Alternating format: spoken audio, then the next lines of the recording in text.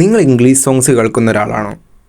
അപ്പോൾ നിങ്ങൾ എപ്പോഴെങ്കിലും ചിന്തിച്ചിട്ടുണ്ടാവില്ലേ, ഭൂരിഭാഗം ഇന്ത്യൻ സോങ്സും എന്തുകൊണ്ടാണ് സിനിമകൾക്ക് വേണ്ടി മാത്രം നിർമ്മിക്കപ്പെടുന്നത്? ആ ഒരു ചോദ്യമാണ് ഈ വീഡിയോ ഉണ്ടാക്കാനായി എന്നെ പ്രേരിപ്പിച്ചത്.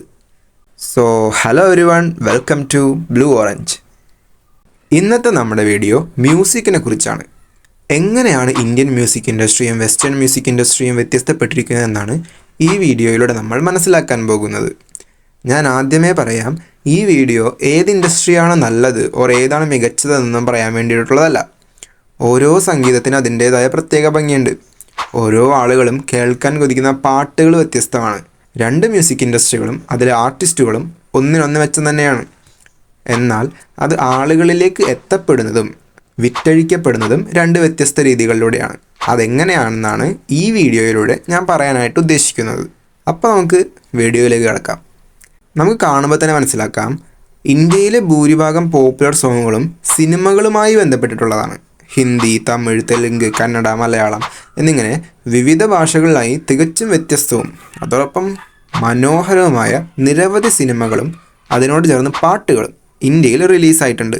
അവയോരോന്നും ഇന്നും ഇപ്പോഴും ക്ലാസിക്കായിട്ട് തന്നെ നിലനിൽക്കുന്നുണ്ട്. ഓരോ പാട്ടിൻ്റെയും മ്യൂസിക് വീഡിയോകൾ എന്ന് പറയുന്നത് അതാത് സിനിമകളിലെ സീനുകളായിരിക്കും. ആ പാട്ട് പാടിയ സിംഗേഴ്സിനെ ആയിരിക്കില്ല നമുക്ക് ആ വീഡിയോയിൽ കാണാൻ പറ്റുക. അതിനാൽ തന്നെ സിംഗേഴ്സിനെ പിന്നണി ഗായകരായിട്ടാണ് അഥവാ പ്ലേബാക്ക് സിംഗേഴ്സായിട്ടാണ് ഇന്ത്യയിൽ കാണാറുണ്ടായിരുന്നത്. സിനിമകളിലെ അഭിനേതാക്കൾക്ക് അവർ ശബ്ദം നൽകുകയും ആ പാട്ടിൽ മറ്റ് ആക്ടേഴ്സ് അഭിനയിക്കുകയാണ് ചെയ്യുക. എനിക്കറിയാം, 90കളിലും 2000-ന് തുടക്കത്തിലും അതിനു മുൻപും മലയാളത്തിലും ഇന്ത്യയിലൊട്ടാകെയും ഇൻഡിപെൻഡൻറ്റ് മ്യൂസിക് ആൽബം സോങ്സ് ഉണ്ടായിട്ടുണ്ട്. എന്നിരുന്നാലും അത് പിന്നീട് അധികം ആർട്ടിസ്റ്റുകൾ പിന്തുടർന്നില്ല എന്നതായിരുന്നു സത്യം. ഇന്ന് നിരവധി ഇൻഡിപെൻഡൻറ്റ് മ്യൂസിക് പുറത്തിറങ്ങുന്നുണ്ടെങ്കിലും അത് വളരെ ചുരുക്കമാണ്. മാത്രമല്ല, സിനിമകളുടെ ആസ്വാദനത്തിന് മ്യൂസിക് ഇന്നും അനിവാര്യമായ ഒന്ന് തന്നെയാണ്. നേരെ മറിച്ച് വെസ്റ്റേൺ മ്യൂസിക് ഇൻഡസ്ട്രി എന്ന് പറയുന്നത് സിനിമാ വ്യവസായത്തിൽ നിന്നും വേറിട്ട് നിൽക്കുന്ന ഒന്ന് തന്നെയാണ്. മ്യൂസിക് ഒരു വ്യവസായ മാർഗമായതിൻ്റെ തുടക്കം മുതൽക്ക് തന്നെ ഗായകരെ വ്യത്യസ്ത ലേബലുകൾ കണ്ടെത്തുകയും അവരുടെ പാട്ടുകൾ സിംഗിൾസായും ആൽബങ്ങളായും ഇപികളായും റിലീസാക്കുന്നു.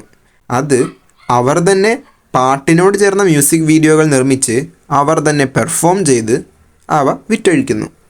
സിനിമകളിലെ കഥാപാത്രത്തിൻ്റെ വ്യൂ പോയിന്റിൽ നിന്ന് വ്യത്യസ്തമായി ആർട്ടിസ്റ്റിൻ്റെ സെൽഫ് എക്സ്പ്രഷനെയും ക്രിയേറ്റിവിറ്റിയെയുമാണ് അവർ പാട്ടുകളാക്കി മാറ്റുന്നത്. അവയ്ക്ക് സിനിമയുമായി യാതൊരു ബന്ധവും ഉണ്ടായിരിക്കുകയില്ല. എന്നാൽ ചില സിനിമകൾ മ്യൂസിക്കിന് വേണ്ടി മാത്രമായി നിർമ്മിച്ച് മ്യൂസിക്കൽ മൂവീസ് ആയിട്ട് പുറത്തിറങ്ങുകയും ചെയ്യാറുണ്ട്. ഇപ്പം ഞാൻ പറയുന്നത് ഇന്ത്യയിലെ മ്യൂസിക്കും സിനിമയും രണ്ടായി വിഭജിക്കണമെന്നല്ല. പല സിനിമകളും നാം ആസ്വദിക്കുന്നതിൻ്റെ മുഖ്യ കാരണം അതിലെ പാട്ടുകളായിരിക്കും. അതുകൊണ്ട് തന്നെ ഒരു പാട്ടിനെ കുറിച്ച് നാം ഓർക്കുമ്പോൾ ആ സിനിമയും അതിലെ കഥാപാത്രങ്ങളും നമ്മുടെ മനസ്സിലേക്ക് വരുന്നത് തികച്ചും സ്വാഭാവികമാണ്. Self expression. സിനിമയിലെ കഥാപാത്രങ്ങൾക്ക് വേണ്ടി എഴുതപ്പെട്ട വരികളിലാണ് ഇന്ത്യൻ ഗായകർ പാടുന്നത്. എങ്കിൽ സ്വന്തം ശബ്ദത്തിനെയും കൾച്ചറിനെയും വ്യക്തിത്വത്തിനെയും സെക്ഷുവാലിറ്റിയെയും പ്രണയത്തിനെയും കാഴ്ചപ്പാടുകളെയും ഒക്കെ കുറിച്ചാണ് വെസ്റ്റേൺ സിംഗേഴ്സ് പാട്ടുകളായി അവതരിപ്പിക്കുന്നത്. അതിലൂടെ ആ ആർട്ടിസ്റ്റുമായി കൂടുതൽ അടുത്ത് ചേരാനും അവരെ കൂടുതൽ മനസ്സിലാക്കാനും ഫാൻസിന് സാധിക്കും. Black lives matter, woman empowerment, civil rights movement തുടങ്ങിയ പല പൊളിറ്റിക്കൽ പ്രശ്നങ്ങളും സാധാരണ ജനങ്ങളിലേക്ക് എത്തിക്കാൻ Kendrick Lamar, Madonna, Beyonce, Lady Gaga തുടങ്ങിയ ഒട്ടേറെ ആർട്ടിസ്റ്റിന് കഴിഞ്ഞിട്ടുണ്ട്. അമേരിക്കൻ സൊസൈറ്റിയിൽ അവയോരോന്നും ഉണ്ടാക്കിയ മാറ്റങ്ങൾ സംഗീതത്തിന് മനുഷ്യജീവിതത്തിൽ എത്രത്തോളം സാധിക്കാനാകും എന്നതിനൊരു ഉദാഹരണമാണ്. ഇന്ന് കേരളത്തിൽ ഉയർന്നു വരുന്ന ഇൻഡിപെൻഡൻ്റ് ആർട്ടിസ്റ്റുകൾ ഒരാളായ വേടൻ്റെ നിലപാടുകളും പാട്ടുകളും ഒരു ജനതയെ എങ്ങനെ സ്വാധീനിക്കുന്നു എന്നത് നമ്മൾ കണ്ടറിഞ്ഞതാണ്. ഈ കാരണങ്ങളൊക്കെ തന്നെയാണ് പിന്നീട് പോപ്പ്, ഹിപ്പ് ഹോപ്പ് സൂപ്പർ സ്റ്റാർസിൻ്റെ ഉദയത്തിലേക്ക് നയിക്കുന്നതും. മൈക്കിൾ ജാക്സൺ, മഡോണ എന്നിവരിൽ നിന്ന് തുടങ്ങി ടൈലർ സ്വിഫ്റ്റ്, ദ വീക്കെൻഡ് തുടങ്ങിയ പോപ്പ് സംഗീതത്തിൻ്റെ ഇന്നത്തെ സൂപ്പർ സ്റ്റാർസിലേക്ക് എത്തുമ്പോഴേക്കും ഒരു കൾച്ചറിനെ ആകെ സ്വാധീനിച്ച ഒരു കഥയായിരിക്കും ആ ഓരോ പാട്ടിനും പറയാനുണ്ടാവുക. ഏതൊരു കാര്യവും ജനറലൈസ് ചെയ്തതെന്ന് പറയും പോലെ തന്നെ ആർട്ടിസ്റ്റുമായി യാതൊരു ബന്ധവുമില്ലാത്ത പാട്ടുകളും പോപ്പ് ഇൻഡസ്ട്രിയിൽ പുറത്തിറങ്ങുന്നുണ്ട് എന്നത് മറ്റൊരു വസ്തുതയാണ്. Albums and singles. ഞാൻ നേരത്തെ പറഞ്ഞതുപോലെ സിനിമകളുമായി ചേർന്ന് നിൽക്കുന്ന, സിനിമയ്ക്ക് വേണ്ടി നിർമ്മിച്ച, സിനിമയുടെ പേര് പോലെ തന്നെയുള്ള മ്യൂസിക്കൽ ആൽബങ്ങളായിരുന്നു ഇന്ത്യയിൽ നിർമ്മിച്ചിരുന്നത്. അതുകൊണ്ട് തന്നെ ഇന്ത്യയിൽ റിലീസ് ചെയ്യപ്പെടുന്ന ഭൂരിഭാഗം സിനിമകളിലും നല്ല നല്ല പാട്ടുകൾ നമുക്ക് കേൾക്കാൻ പറ്റും. അത് ആളുകൾ ഇരു കൈയും നീട്ടി സ്വീകരിക്കുകയും ചെയ്തിട്ടുണ്ട്. AR റഹ്മാൻ്റെ ദിൽ സേ, റോജ, റോക്ക് സ്റ്റാർ എന്നീ ആൽബങ്ങളും, MM കീരവാനിയുടെ ബാഹുബലി, ഹാരിസ് ജയരാജൻ്റെ വാരണായിരം, അങ്ങനെ മലയാളത്തിലും തമിഴിലും ഹിന്ദിയിലും തുടങ്ങി പഴയതും പുതിയതുമായി നിരവധി മ്യൂസിക്കൽ ആൽബങ്ങൾ ഒരു ജനറേഷന് തന്നെ മറക്കാനാവാത്ത പാട്ടുകളിലൂടെ സമ്പന്നമാണ്.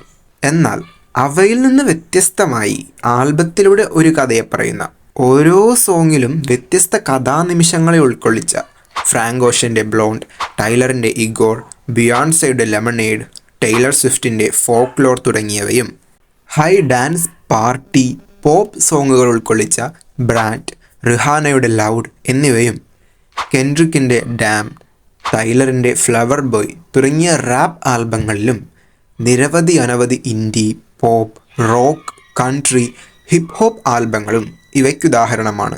Artist and branding. ഓരോ ആൽബവും വ്യത്യസ്ത ജനറുകളിലുള്ളതായതിനാൽ ആർട്ടിസ്റ്റുകൾ തൻ്റെ ഇമേജിനെ പുതുക്കാറുണ്ട്.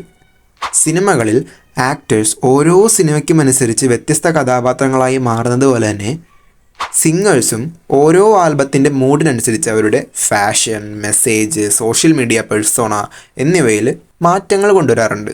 ഇതുവഴി സ്വന്തം കരിയറിനെയും ഇമേജിനെയും മാറ്റിക്കൊണ്ട് സക്സസ്ഫുൾ ആയ നിരവധി ആർട്ടിസ്റ്റിനെ നമുക്ക് കാണാൻ പറ്റും. സാമ്പത്തികാവസ്ഥ. ഇവയെല്ലാം പറ്റി പറയുമ്പോഴും നാം കണക്കിലെടുക്കേണ്ട ഒരു കാര്യമാണ് സാമ്പത്തിക സ്ഥിതി. അമേരിക്കൻ ആളുകളുടെ ജീവിതമായിരുന്നില്ല ഇന്ത്യക്കാരുടേത്. കുറഞ്ഞ ചെലവിൽ പാട്ടുകളും അതോടൊപ്പം സിനിമകളും ആസ്വദിക്കാൻ കഴിയുക എന്നത് വലിയൊരു കാര്യം തന്നെയാണ്. അത് ഇന്ത്യയിൽ സിനിമാ വ്യവസായത്തിൻ്റെ വളർച്ചയിലേക്കും എല്ലാ കലാസൃഷ്ടികളെയും ഒത്തൊണക്കിക്കൊണ്ടുള്ള ആ ദൃശ്യകല ആളുകൾ ഏറ്റെടുക്കുന്നതിലേക്കും വഴിതിരിച്ചിരിക്കണം. റേഡിയോയും CD-കളും അന്നും ആളുകൾ വാങ്ങിയിരുന്നുവെങ്കിലും അതെല്ലാം തന്നെ സിനിമയുമായി ബന്ധപ്പെട്ട് നിൽക്കുന്നു. ഇപ്പോൾ കാലം മാറുന്നതിനനുസരിച്ച് സംഗീത മേഖലയിലും പുത്തൻ മാറ്റങ്ങൾ നമുക്ക് കാണാൻ കഴിയുന്നുണ്ട്. ഇനിയും ഒട്ടനവധി വ്യത്യാസങ്ങൾ ഈ രണ്ട് കൾച്ചറുകളും ഇൻഡസ്ട്രികളും തമ്മിൽ നിലനിൽക്കുന്നുണ്ട്. ഇപ്പോൾ ഇതൊരു തട്ടിക്കൂട്ട് വീഡിയോ ആയതിനാൽ ഈ വിഷയങ്ങളിൽ നിങ്ങൾക്കുള്ള അറിവ് കമൻറ്റിലൂടെ പറയുക. ഞാനിപ്പോഴും പറയുന്നു, ഇതൊരു 1 vs 2 വീഡിയോ അല്ല. രണ്ട് ഇൻഡസ്ട്രിയുടെയും ഡിഫറൻസിനെ പറ്റിയുള്ളതായിരുന്നു ഈ വീഡിയോ. സോ ഇന്നത്തെ വീഡിയോ ഇത്രയേ ഉള്ളൂ. Thank you for watching.